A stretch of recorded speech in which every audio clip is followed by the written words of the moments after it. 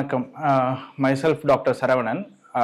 Rela hospital சென்னையில் குழந்தைகளுக்கான தீவிர சிகிச்சை பிரிவில் பணிபுரிந்துட்டு இருக்கேன். இந்த சந்திப்பு இப்போ சமீபத்தில் சைனாவில் அதிகமாக பரவக்கூடிய ஹியூமன் மெட்டானிமோ வைரஸ், அது வந்து ஹெச்எம்பி வைரஸ்ன்னு சொல்லி ஷார்ட்டாக எல்லாரும் அழைக்கிறாங்க. அது அதிகமான அளவில் பரவுறதாகவும் அது மக்களிடையே பெரும் அச்சத்தையும் பீதியும் உண்டாக்கி இருக்கிறது. இந்த மாதிரி சோஷியல் மீடியாவில் நிறையா வீடியோஸ் சர்க்குலேட் ஆகிட்டு வர்றதுனால மக்கள் பீதி அடைஞ்சிருக்கிறாங்க. இது பற்றின சிறிய விளக்கத்திற்காக தான் இந்த சந்திப்பு. இந்த ஹியூமன் மெட்டானிமோ வைரஸ் ஆர் ஹெச்எம்பி வைரஸ்னு சொல்கிற வைரஸ் வந்து ஏற்கனவே மக்களிடையே பர்டிகுலராக குழந்தைகளிடையே பரவக்கூடிய நிலுவையில் இருக்கிற வைரஸ் தான். இது வந்து போன வருஷமோ அதுக்கு முந்தின வருஷமோ கூட மற்ற virus like influenza virus, respiratory syncytial virus, இந்த மாதிரி சில வைரஸ்கள் வந்து குழந்தைகளுக்கு ரெஸ்பிரேட்டரி ப்ராப்ளம்ஸ், அதாவது இருமல், சளி, காய்ச்சல், கொஞ்சம் சிவியராக இருந்தால் நிமோனியா, இது மாதிரி ப்ராப்ளம்ஸை உண்டு பண்ணக்கூடிய வைரஸ்களில் ஒரு வைரஸ். ஸோ இது வந்து புதுதான வைரஸான்னு கேட்டிங்கன்னா அது இல்லை.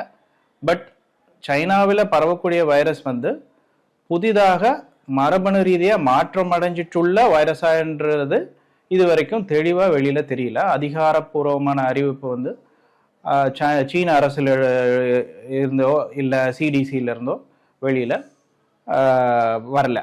ஸோ அது வராத வரைக்கும் நம்ம அதை பற்றி தெளிவாக சொல்ல முடியாது. பட் அந்த இப்போதைக்குள்ள நிலுவையில் இருக்கிற ஹியூமன் மெட்டானிமோ வைரஸ் சொல்லக்கூடிய வைரஸ் வந்து சாதாரண இருமல், சளி, காய்ச்சல் குழந்தைகளுக்கும் உண்டு பண்ணலாம், பெரியவங்களுக்கும் உண்டு பண்ணலாம், எதிர்ப்பு சக்தி கம்மியாக இருக்கிறவங்களுக்கு ப்ராப்ளம்ஸ் உண்டு பண்ணலாம். இதை டெஸ்ட் பண்ணக்கூடிய திறன் நம்ம லேப்ஸில் ஏற்கனவே இருக்க தான் செய்யுது.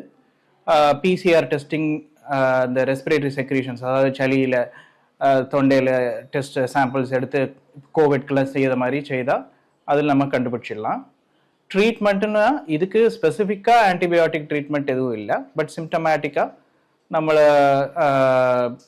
காய்ச்சல், சளி, இருமலுக்கான ட்ரீட்மெண்ட்ஸ் கொடுக்கலாம். சில குழந்தைகளுக்கு கொஞ்சம் அதிகமாக இருந்தால் ஆக்சிஜன் வர தேவைப்படும். சப்போர்ட்டிவ் ட்ரீட்மெண்ட் ஐசியூவில் நம்ம செஞ்சுட்டு தான் இருக்கிறோம். ஏற்கனவே இதெல்லாம் பண்ணிட்டு தான் இருக்கிறோம். இப்போ ரீசெண்டாக பெங்களூரில் 2 குழந்தைகளுக்கு பாதிப்பு அடைஞ்சிருக்கிறதா நியூஸ் வந்திருக்கு. பட் அது ஏற்கனவே இந்த மாதிரி சர்க்குலேஷனில் நம்ம ஒரு வாரத்துக்கு 2 வாரத்துக்கு முன்னாடி டெஸ்ட் பண்ணோம்னா கூட இந்த பேனல் டெஸ்ட்டில் ஹியூமன் மெட்டானிமோ வைரஸ் ஸ்டில் பாசிட்டிவாக வந்திருக்கிறத நம்ம பார்த்துருக்குறோம். ஸோ இதுக்காக நம்ம பீதி அடைய தேவையில்லை. இன்னும் சில அதிகாரப்பூர்வமான அறிவிப்புகள் வரட்டும். இது மாற்றமடைஞ்ச வைரஸா இல்லை நார்மலாக நம்ம பார்க்கக்கூடியதான்றது தெளிவாக வெளியில் தெரிகிற வரைக்கும் யாரும் பயப்பட தேவையில்லை.